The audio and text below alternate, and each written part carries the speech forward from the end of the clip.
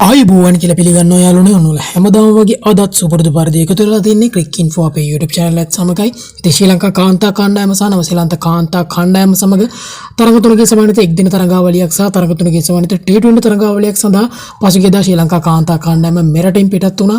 ඉතින් තරඟ තුනකේ සමන්විත එක් දින තරඟාවලිය නිමවටපත් වූයේ තරඟ දෙකට බිඳුව ලෙස සත්කාරක නවසීලන්ත කණ්ඩායමට ජයග්‍රහණය හිමි කර දෙමින් ප්‍රධාන වශයෙන්ම අවසාන එක් දින තරඟයේ වර්ෂාවෙන් සේදී යාම සමග තරඟ දෙකට බිඳුව ලෙස නවසීලන්ත කණ්ඩායමට මෙම තරඟාවලිය ජයග්‍රහණය කිරීම නැත්නම් එක් දින තරඟාවලිය ජයග්‍රහණය කිරීමට හැකියාව ලැබුණා.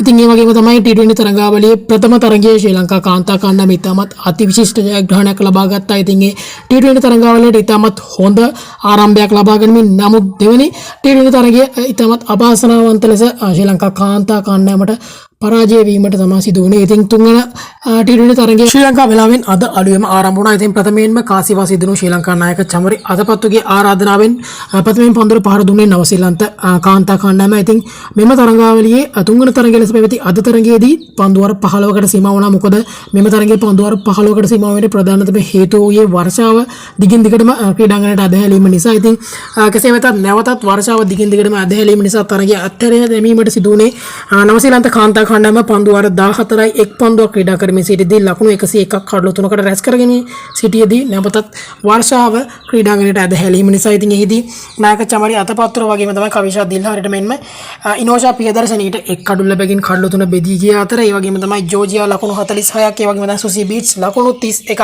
ලබාගෙන සිටියා. ඉතින් මෙම ලකුණු ප්‍රමාණය ශ්‍රී ලංකා කණ්ඩායමට හඹා යාමට නොහැකි වීම නිසා නැත්නම් තරඟයේ අතහැර දැමීම නිසා දෙරට අතර පැවති T20 තරඟාවලියේ තරඟ 1-1 ලෙස සමතත්වයෙන් නිමා වීමට සිද්ධ වුණා. දෙස් විදේශ ක්‍රිකට් පිටින් නවතම තොරතුරු වලින් යවත් කල්ලීම සඳහා අදම අපේ ක්ලික් ඉන්ෆෝ YouTube channel එක subscribe කරලා bell එකනේ click කරලා තියාගන්න කියලා හැමෝගෙම ඉල්ලගම අද රිහින් එන්නම් සුබ දවසක්.